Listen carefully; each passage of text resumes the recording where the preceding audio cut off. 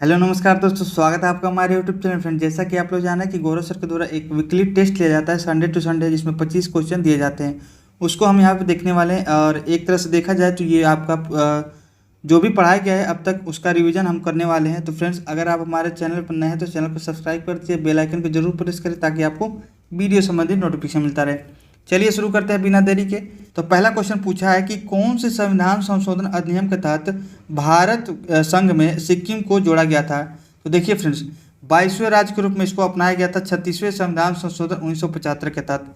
लेकिन कभी कभी पूछ देता है कि इसके सह राज्य के रूप में कब बनाया गया था। तो 35वें संविधान संशोधन 1974 होता है जब इसको सह राज्य के रूप में बनाया जाता है। उसके बाद से 36वां संविधान संशोधन होता है 1975 में, और इसको पूर्ण राज्य के रूप में दर्जा मिलता है और वो जो है 22वें राज्य के रूप में बनता है। ये भी आपको नोट कर लेना है। तो 22वें राज्य के रूप में कौन बनता है, तो सिक्किम। ये आपको नोट कर लेना है 36वें संविधान संशोधन 1975 के तहत।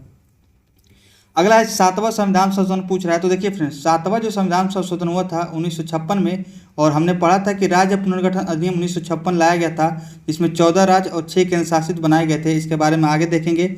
और जो 56वां संविधान संशोधन है इसके तहत क्या किया गया था, 56वां संविधान संशोधन हमने देखा था 1987 में हुआ था। और ये जो है इसके तहत जो है गोवा को जो यूटी बनाया गया था उसको पूर्ण राज्य के रूप में दर्जा मिला था। यानी यूटी से राज्य बनने वाला दूसरा राज्य हमने देखा था गोवा बना था, और ये 56वां संविधान संशोधन 1987 के तहत ये हम देख चुके हैं। और ये भी कभी कभी क्वेश्चन पूछ देता है कि पहला राज्य जो यूटी से राज्य बना था, तो हमने देखा था हिमाचल प्रदेश पहला राज्य था जो यूटी से बनाया गया था, और वो जो 18वां राज्य के रूप में बनाया गया था 1971 में। इसके बारे में हम देखेंगे आगे। देखिए फ्रेंड, दूसरा क्वेश्चन पूछा था कि निम्नलिखित राज्यों को उनके निर्माण क्रम के अनुसार कूट की सहायता से व्यवस्थित कीजिए। तो देखिए फ्रेंड, राज्यों को जो स्थापना हुई थी किस किस क्रम में हुआ था, किस सन में हुआ था, उसके आधार पर इसको बताना है। हमने बताया था कि राज्य पुनर्गठन अधिनियम 1956 लाया गया था 7वें संविधान संशोधन 1956 के तहत। इसमें 14 राज्य और 6 केंद्र शासित पहले से ही बन चुके थे। उसके बाद से क्या हुआ कि अलग अलग भाषाओं के आधार पे क्या हुआ कि अनेक राज्यों का क्या हुआ निर्माण किया गया। जैसे कि हमने बताया था कि जो 15वां राज्य के रूप में बना था, तो ध्यान से सुनिएगा, 15वां राज्य बना मुंबई से अलग होके जो गुजरात बना था। तो देखिए फ्रेंड्स, पहला आपका इसमें हो जाएगा गुजरात। पहले तो 14 राज्य थे और 6 केंद्र शासित पहले से ही राज्य पुनर्गठन अधिनियम 1956 के तहत बना दिए गए थे। लेकिन जो 15वां राज्य बना महाराष्ट्र से अलग होके 1960 में गुजरात बना था। तो पहला आपका गुजरात हो जाएगा। फिर हमने बताया था कि जो 16वां राज्य बना था आपका 1963 में अलग होकर असम से नागालैंड बना था 16वां राज्य। तो नागालैंड क्या हो जाएगा, 16वां राज्य। तो क्रम देखिएगा, आप मिला लीजिएगा, हम बस आपको सन बता दे रहे हैं। तो कभी कभी ऐसे क्वेश्चन बनते हैं कि कब बना था। तो 15वां राज्य बना था महाराष्ट्र से अलग होकर कौन, गुजरात।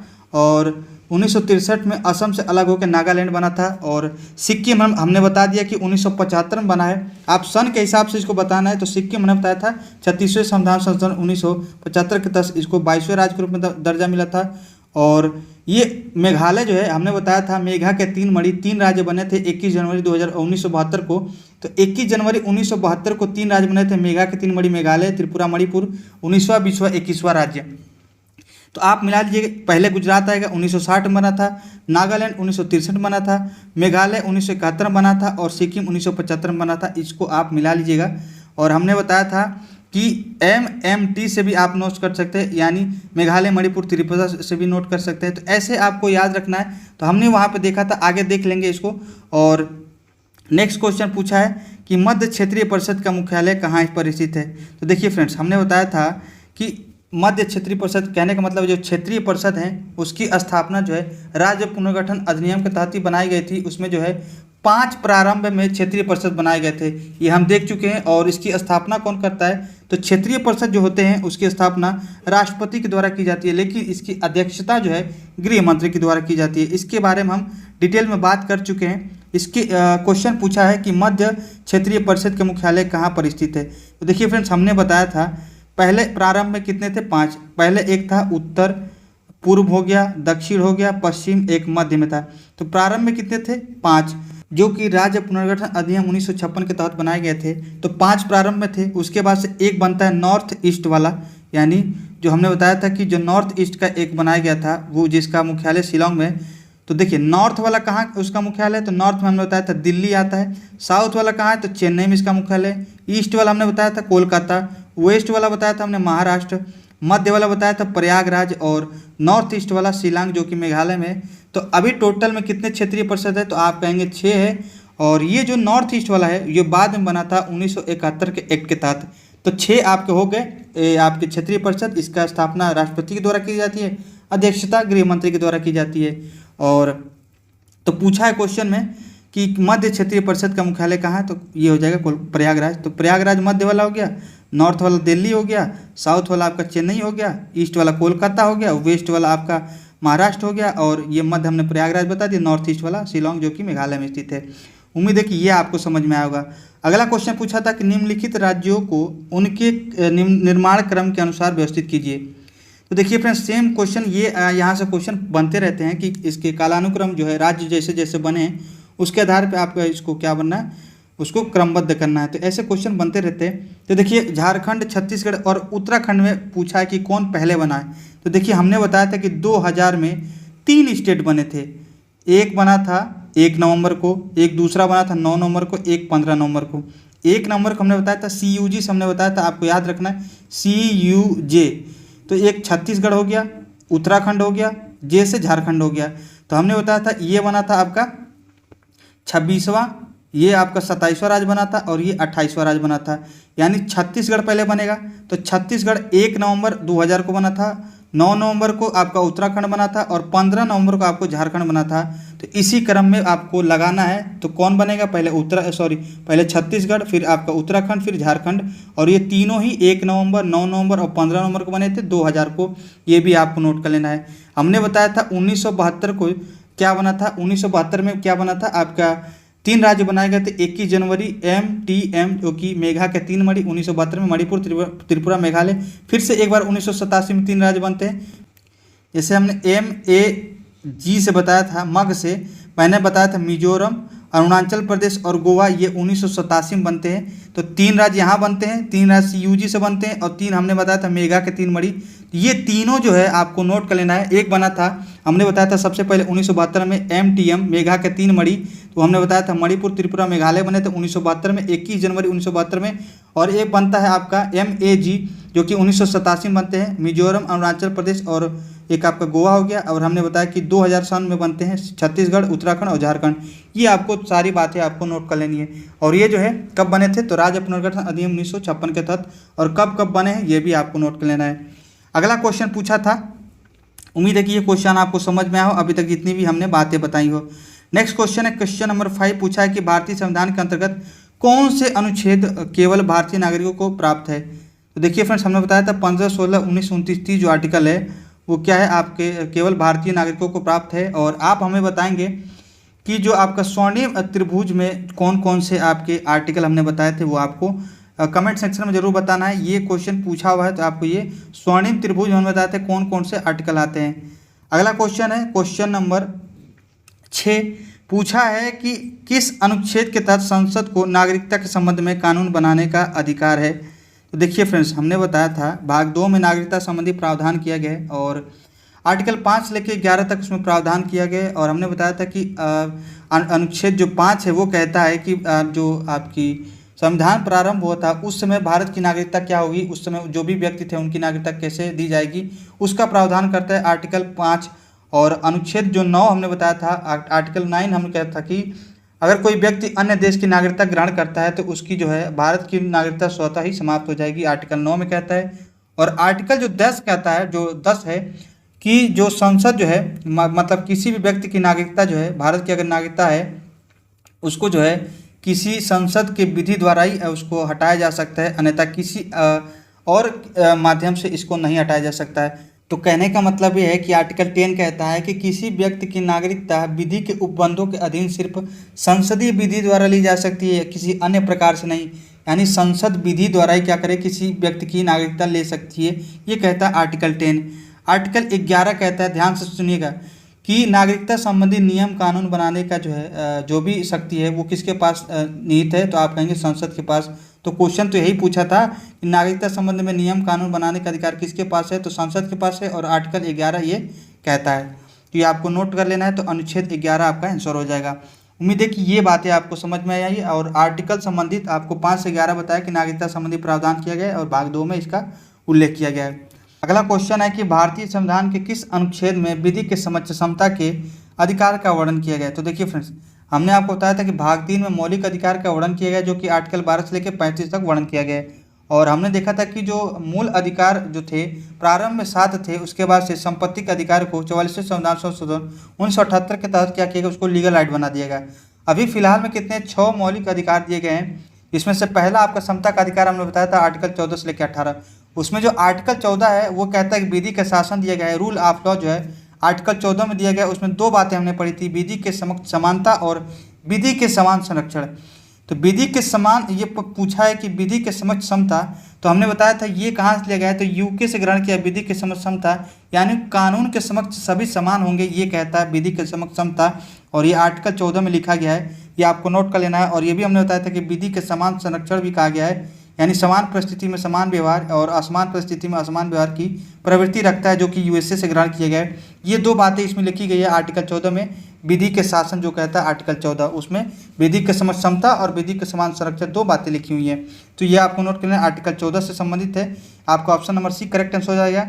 17 में हमने बताया था आर्टिकल 17 में छुआछूत जो है अनटचेबिलिटी जो दिया गया है और इसके लिए दंड का प्रावधान भी किया गया है, ये भी आपको नोट कर लें। और आर्टिकल 15 हमने बताया था कि आर्टिकल 15 में हमने यही बताया था कि जो शैक्षणिक संस्थान है उसमें जो है भारतीयों को जो आरक्षण दिया गया है और उसमें प्रवेश से संबंधित जितने भी बातें की गई है आर्टिकल 15 में दी गई। इसमें कई भी सब क्लास है, 15 का 1 2 3 4 5 6 हमने पढ़ा था, और 15 का जो 6 सब क्लास और 16 का जो 6 हमने बताया था, इसके जो सब क्लास है वो 103वां संविधान संशोधन 2019 के तहत जोड़े गए थे। ये सारी बातें हम देखे थे और वहाँ पे हमने देखा था कि ईडब्ल्यूएस को 10% आरक्षण दिया गया था, एक तो आर्थिक रूप से जो कमजोर होते हैं उनके लिए। और ये भी बताया था कि जो 15 का 6 है वो कहता है कि शैक्षणिक संस्थानों में ईडब्ल्यूएस का आरक्षण, और जो 16 का जो 6 कहता है वो हमने बताया था कि जो आपके नौकरियां हैं, जो भी आपके सरकारी नौकरियां हैं उनमें जो है ईडब्ल्यूएस को आरक्षण दिया गया है आपके 10%, वो कहता है 16 का सब क्लास 6।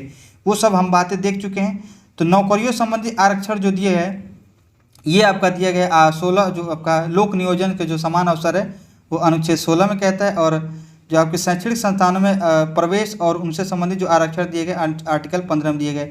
ये सब हम डिटेल में पढ़ चुके हैं, बस हम आपको समरी के तौर बता रहे हैं। तो विधि के समक्ष समता पूछा था तो आर्टिकल 14 से संबंधित थे, ये भी आपको नोट कर लेना है। अगला क्वेश्चन है, देख लेते हैं क्वेश्चन नंबर 8। ये कहता है कि भारतीय संविधान के किस अनुच्छेद में निःशुल्क शिक्षा का उल्लेख किया गया है। तो देखिए फ्रेंड्स, हमने बताया था कि पहले जो है मूल अधिकार में शिक्षा संबंधी प्रावधान नहीं था, तो एक 86वां संविधान संशोधन होता है 2002 में, जो कि आर्टिकल 21(1) को जोड़ा गया था।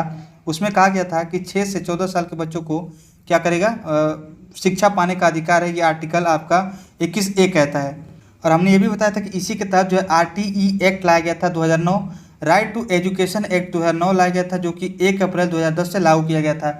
ये सारी बातें आपके आर्टिकल 1A में लिखा है, तो ये आपको नोट कर लेना है। तो शिक्षा संबंधी जो अधिकार दिए गए आपका आर्टिकल 21A में दिखे गए। और 21 में बताया था आर्टिकल सबसे बड़ा आर्टिकल, जो कि आपके प्राण एवं दैहिक स्वतंत्रता से संबंधित हमने देखा था। और इसमें हमने देखा था कि विदेश जाने का अधिकार, गरिमापूर्ण जीवन जीने का अधिकार, निजता का अधिकार, ये सारी बातें हम आर्टिकल 21 में देख चुके हैं। और आर्टिकल 20 कहता है दोहरा संबंधी, जो दोहरा दंड से संबंधित हमने डबल जीओपार्डी देखा था कि किसी व्यक्ति को एक ही अपराध के लिए 2 बार दंडित नहीं किया जा सकता, और किसी भी व्यक्ति को स्वयं के विरुद्ध जो है साक्ष्य पेश करने के लिए उसको विवश नहीं किया जा सकता, या फिर कहे किसी व्यक्ति को अपने विरुद्ध ही क्या करना, उसको गवाही देने के लिए विवश नहीं किया जा सकता। ये हमने पढ़ा था आर्टिकल 20 में। और आर्टिकल 23 में हमने देखा था कि बलात्कार, श्रम और मानव दुर्व्यवहार को क्या किया गया है, वहाँ पे निश्चित किया गया है। जैसे कि दास प्रथा हो गया, बंधुआ मजदूरी हो गया, और उसमें हमने देखा था कि मनुष्यों को वस्तु की तरह जो भी भांति जो क्रय विक्रय किया जाता है, स्त्री और बच्चों का भी क्रय विक्रय किया जाता है, इस पर क्या किया गया है, निषिद्ध किया गया है। और हमने ये भी बताया था कि आर्टिकल 17 और 23 जो है ये ऐसे मात्र मौलिक अधिकार जिनके लिए दंड का प्रावधान किया गया है, ये भी आपको नोट कर लेना है। तो आर्टिकल 23 आप समझ गए होंगे, बंधुआ मजदूरी, दास प्रथा और मनुष्यों और बच्चों को या फिर कहीं इनके अंगों को जो वस्तुओं की तरफ क्रय विक्रय हो जाता है उसको निषिद्ध किया गया, ये भी आपको नोट कर लेना है। बलात्कार श्रम जो शब्द आपको देखने को मिलता है, बलात्कार श्रम, बंधुआ मजदूरी, दास प्रथा, ये सारी बातें आर्टिकल 23 में लिखी गई हैं। अगला क्वेश्चन है क्वेश्चन नंबर 9। ये कहता है कि भारतीय संविधान के अंतर्गत अनुच्छेद 25 में निम्नलिखित हिंदू शब्द के अंतर्गत किसे शामिल नहीं किया गया है। तो देखिए फ्रेंड्स, हमने जब आर्टिकल 25 पढ़ा था उसमें हमने अंतःकरण संबंधित जो अधिकार दिए गए थे, यानी किसी भी धर्म को अबाध रूप से मानने का, संचरण करने का, प्रचार प्रसार करने का अधिकार जो है ये आर्टिकल 25 के तहत ही दिया गया है। और इसमें हमने देखा था कि हिंदू शब्द के अंतर्गत बौद्ध, जैन और सिख धर्म के मानने वाले लोग भी आते हैं। तो जैन, बौद्ध और सिख ये तीनों जो है हिंदू के अंतर्गत ही आते हैं, बाकी जो पारसी है ये नहीं आता है। तो आपका आंसर जो पूछा था कि कौन नहीं शामिल है, तो पारसी नहीं शामिल है। जैन, बौद्ध और सिख जो है ये हिंदू धर्म के अंतर्गत ही आते हैं, ये भी आपको नोट कर लेना है। ये आर्टिकल 25 में दिया गया है। अगला क्वेश्चन है क्वेश्चन नंबर 10। ये कहता है कि सूची 1 को सूची 2 से मिलाइए। देखिए फ्रेंड्स, ए जो कह रहा है कि अनुच्छेद 18 किससे संबंधी है, तो हमने बताया था कि उपाधियों का अंत जो है आर्टिकल जो 18 में किया गया है, यानी सेना और शिक्षा के अलावा जो भी उपाधियां उसको अंत किया गया है। जैसे कि हमने बताया था राय बहादुर, महाराज, महाराजा धीराज, ये सारी जो है इस तरह की उपाधियां जो अंत कर दी गई है। शिक्षा और जो सेना है उसकी उपाधियों को छोड़ के, शिक्षा में जैसे डॉक्टर का हो गया, सेना में जनरल, कर्नल, मार्शल, ये सब जो है उपाधियां को छोड़ के बाकी सभी उपाधियों को अंत कर दिया गया है। अगला है आर्टिकल, पूछा है कि अनुच्छेद 26 किससे संबंधी है, तो हमने बताया था कि धार्मिक मामलों में जो प्रबंधन की स्वतंत्रता है वो आर्टिकल 26 में दी गई है। आप इसको मिला लीजिएगा, यहाँ पे ऑप्शन दिया नहीं है। अगला है अनुच्छेद 29। तो देखिए अनुच्छेद 29 में हमने बताया था कि अल्पसंख्यकों के हितों का संरक्षण जो है कि अल्पसंख्यक वर्ग जितने भी हैं वो अपने संस्कृति, अपने शिक्षा, अपने भाषा को क्या कर सकते हैं, वो संरक्षित कर सकते हैं। ये किस आर्टिकल में दिया गया है, तो ये हमने बताया था कि ये आर्टिकल 29 में दिया गया है। ये जो अल्पसंख्यक हैं अपने हितों का संरक्षण कर सकते हैं, अपने संस्कृति, अपने भाषा, अपने लिपि का क्या है वो संरक्षण कर सकते हैं। ये आर्टिकल 29 में दिया गया है। आर्टिकल 21A हमने बताया 86 संविधान संशोधन 2002 के तहत क्या किया गया, मौलिक अधिकार में एक आर्टिकल जोड़ा जाता है जो है कि आपका आर्टिकल 21A, जो कि शिक्षा संबंधित अधिकार है और 6 से 14 साल के बच्चों को क्या है शिक्षा पाने का अधिकार दिया गया आर्टिकल 21A में। उम्मीद है कि आपको समझ लेना है, तो आपको ऐसे मिला लेना है, बाकी हम आपको डिटेल में बता दे रहे हैं। ये सारी जो है क्वेश्चन हम आपको बस रिवीजन के तौर पर लाए हैं, ये हमारा मकसद यही था, बाकी और कुछ नहीं। अगला क्वेश्चन है क्वेश्चन नंबर 11, कहता है कि सूची 1 को सूची 2 से मिलाना है। देखिए फ्रेंड्स, हमने बताया था कि जो आपके मौलिक अधिकारों का हनन होगा तो सुप्रीम कोर्ट आर्टिकल 32 के तहत क्या करेगी, 5 प्रकार के रिट जारी करती है। वही दिया है, एक तरफ हिंदी दिया है, एक तरफ इंग्लिश दिया है, तो ये आपको मिलाना है। तो देखिए फ्रेंड्स, बंदी प्रत्यक्षीकरण ये क्या होता है, इसका इंग्लिश क्या होता है, तो बंदी प्रत्यक्षीकरण हैबियस कार्पस जिसको बोलते हैं। जैसे बंदी होता है उसको सशरीर क्या होता है, मजिस्ट्रेट या फिर न्यायालय के समक्ष पेश किया जाना, ये बंदी प्रत्यक्षीकरण कहा जाता है। और ये 24 घंटे के अंतर्गत ऐसा किया जाता है।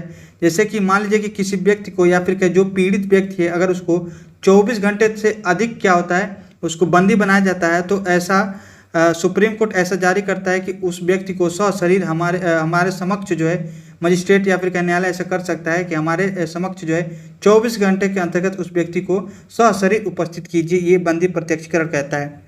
अगला है परमादेश।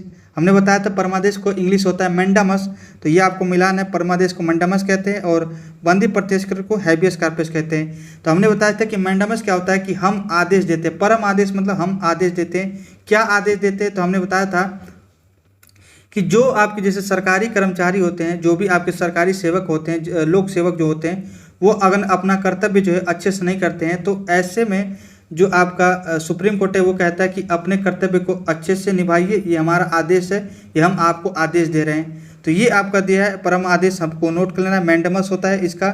और प्रतिषेध और उत्प्रेषण हमने बताया था कि ये दोनों जो है ये न्यायालय के विरुद्ध आपके जारी किए जाते हैं। यानी जो सुप्रीम न्यायालय होते हैं, जो वरिष्ठ न्यायालय होते हैं, वो अपने अधीनस्थ न्यायालयों के विरुद्ध ये जारी करते हैं, ये आपको नोट कर लेना है, ये आदेश।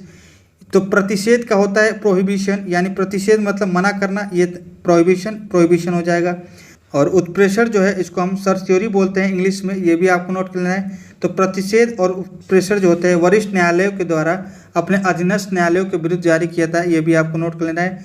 अधिकार परीक्षा हमने बताया था जिसको हम क्वो वारंटो बोलते हैं। क्वो वारंटो का मतलब होता है कि तुम्हें क्या हक था।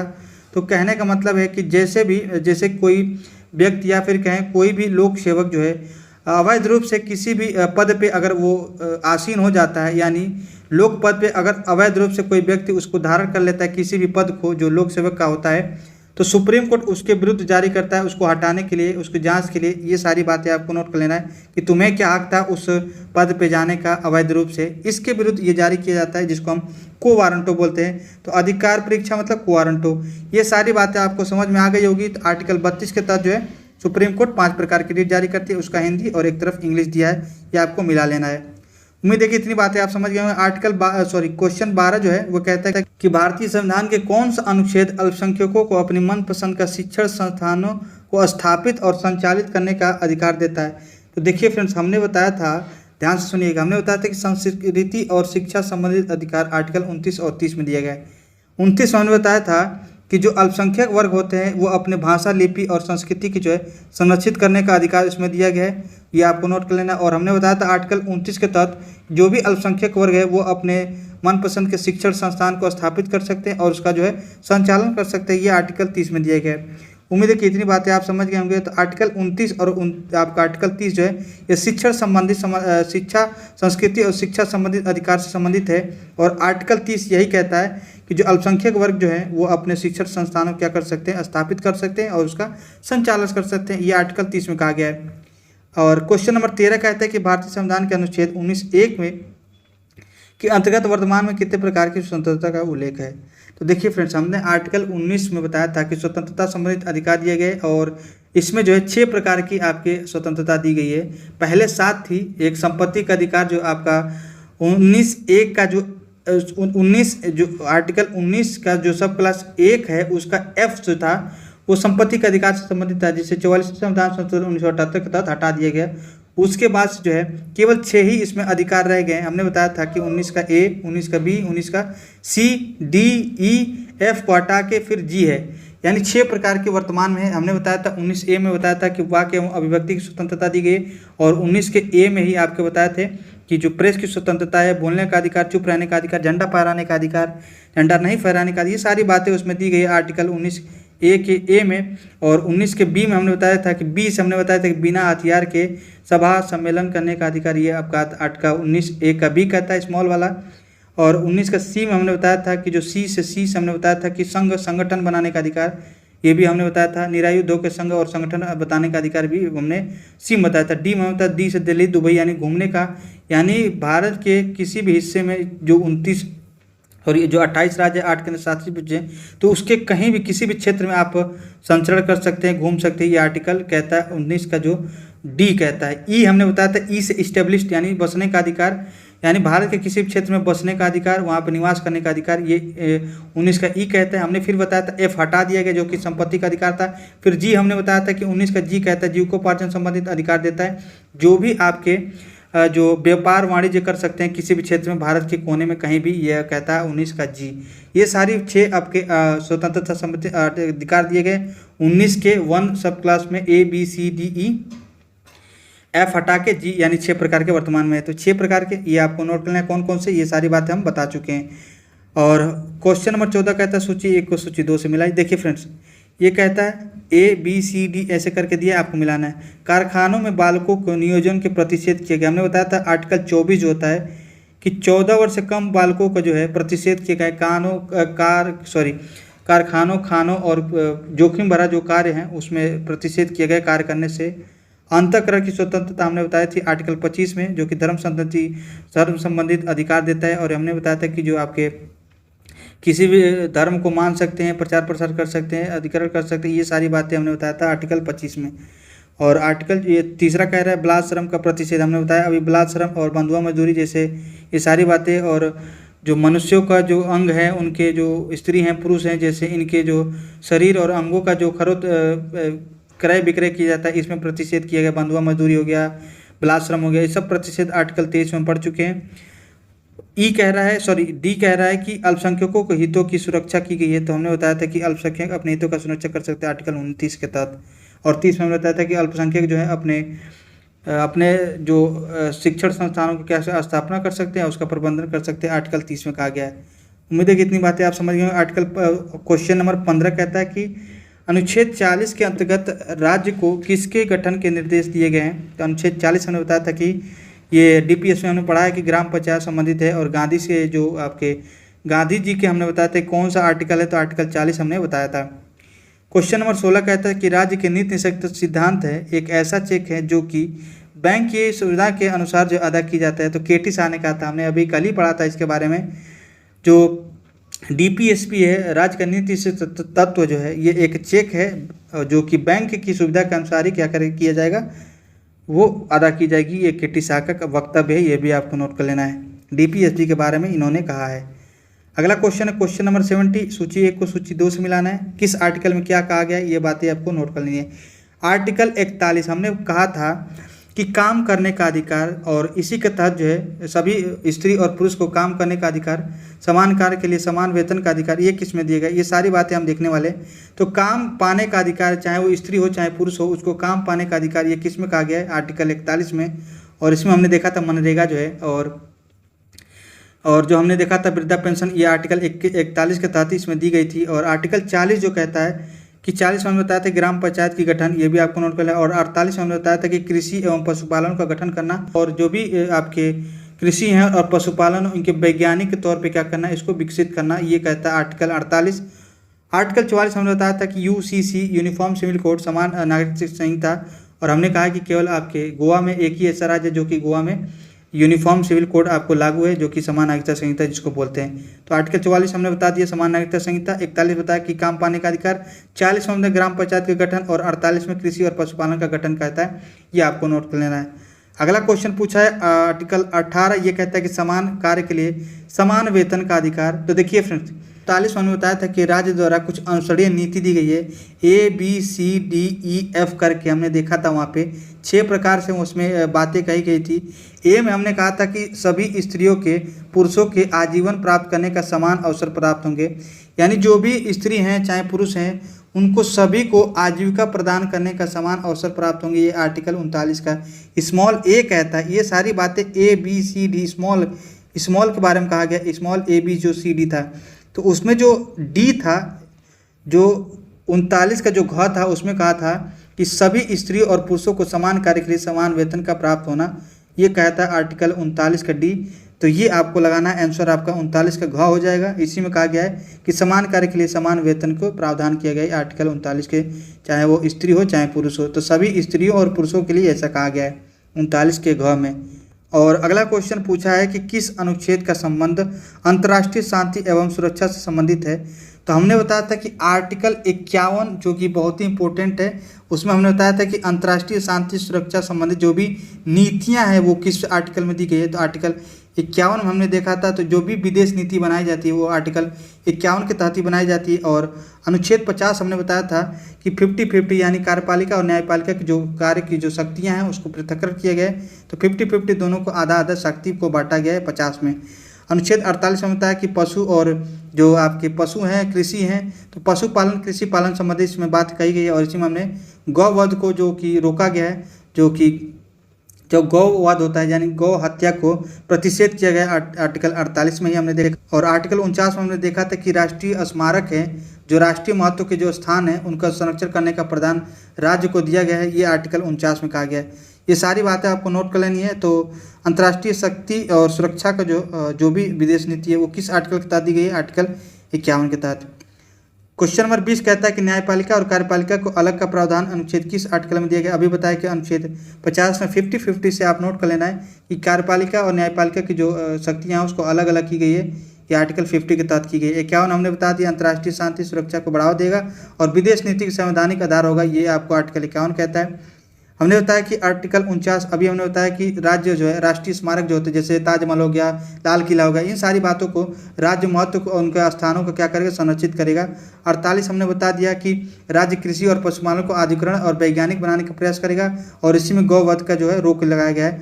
आर्टिकल 47 ये इसमें कहा गया है, हमने बताया था कि जो पोषक युक्त जो भोजन है उसको जो है प्राप्त कराएगा, जो भी व्यक्ति हैं, जो भी आपके राज्य में जो भी व्यक्ति हैं, नागरिक हैं, उनको पोषक युक्त भोजन प्रदान करने का कोशिश करेगा। और ये भी कहता है कि जो मादक पदार्थ हैं उनके जो है सेवन पे रोक लगाएगा, ये कहता है। और इसी के तहत जो है शराबबंदी का आप सुनते होंगे जैसे कि बिहार में और गुजरात में किया गया है, इसी आर्टिकल के तहत किया गया, ये भी आपको नोट कर लेना है। अगला क्वेश्चन है क्वेश्चन नंबर 21 कहता है कि राज्य द्वारा मादक द्रव्यों पर रोक लगाने का संबंधित अभी बता दिया कि आर्टिकल 47 इसी में जो है राज्य शराबबंदी जो लीकर बंदी जो करता है वो आर्टिकल 47 के तहत किया गया है। आर्टिकल 45 जो है हमने बताया था कि राज्य जो है 6 वर्ष से कम आयु के सभी बच्चों के लिए पूर्व प्रारंभिक जो आपके प्राइमरी शिक्षा है उनकी जो है क्या करेगा, उसको उपलब्ध कराएगा और इनकी बाल्यावस्था की जो देखभाल करेगा आर्टिकल 45 के तहत ही करेगा। ये भी आपको नोट कर लेना है। आर्टिकल 48 हमने बता दिया, कई बार बता चुके, अब आपको नोट कर लेना है। अगला क्वेश्चन है क्वेश्चन नंबर 22। ये कहता है कि इनमें से किस शब्द में उल्लेख किया गया है कि मूल कर्तव्य में नहीं दिए गए। तो देखिए फ्रेंड्स, हम मूल कर्तव्य में कौन सा शब्द नहीं दिए गए। तो देखिए फ्रेंड्स, हमने कहा था कि मूल जो कर्तव्य है वो 42वें संविधान संशोधन 1976 के तहत जोड़ा गया था सरदार स्वर्ण सिंह समिति के सिफारिश पे। हमने कहा था कि जो मूल कर्तव्य है वो मूल संविधान में नहीं था, कोई भी मूल कर्तव्य नहीं था मूल संविधान में। 42वें संविधान संशोधन 1976 के तहत 10 मौलिक कर्तव्य जोड़े गए थे। उसके बाद से 11वां जो है 86वें संविधान संशोधन 2002 में जोड़ा गया था। ये भी आपको नोट कर लेना है। तो उसमें हमने देखा था जो पहला मौलिक कर्तव्य है उसमें हमने देखा था कि राष्ट्रगान राष्ट्रीय ध्वज का उल्लेख है। और हमने देखा था कि जो 8वां मौलिक कर्तव्य उसमें मानववाद की बात किया गया था, यच से ह्यूमन 8वां हमने देखा था, लेकिन कहीं भी राष्ट्रीय गीत का उल्लेख नहीं है। ये भी आपको नोट कर लेना है। और ये हम कल ही पढ़े हैं, तो ये आपका ऑप्शन नंबर सी बिल्कुल करेक्ट आंसर हो जाएगा। क्वेश्चन नंबर 23 कहता है कि सूची 1 को सूची 2 से मिलाना है। कहता है कि भाग 1 में क्या दिया गया है, सॉरी भाग 2 में क्या दिया गया। तो हमने भाग 2 में बताया था आर्टिकल 5 से लेकर 11 तक उल्लेख है और इसमें नागरिकता संबंधी प्रावधान किए गए। भाग 3 में के मूल अधिकार संबंधी प्रावधान किए गए, 12 से 35 तक आर्टिकल दिए गए। और भाग 4 हमने बताया था कि भाग 4 में डीपीएसपी का उल्लेख है और 36 से लेकर 51 तक आर्टिकल इसमें दिए गए। और भाग 4 को हमने बताया कि मूल कर्तव्य इसमें जो है केवल एक आर्टिकल है 51A जोड़ा गया था 42वें संविधान संशोधन 1976 के तहत। इतनी बातें आप समझ गए होंगे। अगला क्वेश्चन है कि 24वां क्वेश्चन पूछा है कि भारत की प्रभुता, एकता और अखंडता का बनाए रखने का प्रावधान निम्नलिखित में किस में किया गया है। तो इन चारों ऑप्शन में से आपको बताना है। तो देखिए फ्रेंड्स, हमने कल ही पढ़ा था कि जो मौलिक कर्तव्य है उसमें हमने देखा था कि जो तीसरा मौलिक कर्तव्य है जिसमें हमने सी से कंट्री यूनिटी हमने पढ़ा था, उसमें कहा था कि भारत को प्रभुता, एकता और अखंडता को रक्षा करेगी। यानी भारत की प्रभुता, एकता और अखंडता की रक्षा करने का जो मौलिक कर्तव्य वो व्यक्तियों को दिया गया है। किस में, तो ये आपके मौलिक कर्तव्य में दिया गया। और ये तीसरा मौलिक कर्तव्य ये कहता है, ये आपको नोट कर लेना है। तो किस में उल्लेख है, तो मौलिक कर्तव्य में उल्लेख है, यही पूछा था। और मौलिक अधिकार हमने बता दिया 12 से लेकर 35 तक मौलिक अधिकार कितने हैं। तो अभी फिलहाल में 6 मौलिक अधिकार है, एक हटा दिया गया 44वें संविधान संशोधन 1978 के तहत। नीति शक्त हमने बताया भाग 4 में दिया गया और इसमें 12 से 36 से लेकर 51 तक जो आर्टिकल है इसमें दिया गया। नागरिकता संबंधी प्रदान जो है भाग 2 में दिया गया और 5 से लेकर 11 तक आर्टिकल दिए गए। 25वां और लास्ट क्वेश्चन है कि संविधान में 11वां मूल कर्तव्य किस वर्ष जोड़ा गया था। तो हमने बताया कि 86वें संविधान संशोधन 2003 के तहत जोड़ा गया था। और इसी के तहत जो है मौलिक अधिकार में आर्टिकल 21A जोड़ा गया था और 11वां मौलिक कर्तव्य जोड़ा गया था। ये आपको नोट कर लेना है। तो उम्मीद है कि इतनी बातें जो भी हमने बताई आपको क्वेश्चन संबंधित और इसके इर्द गिर्द जो भी क्वेश्चन बन सकते थे, उम्मीद है आपको समझ में आया।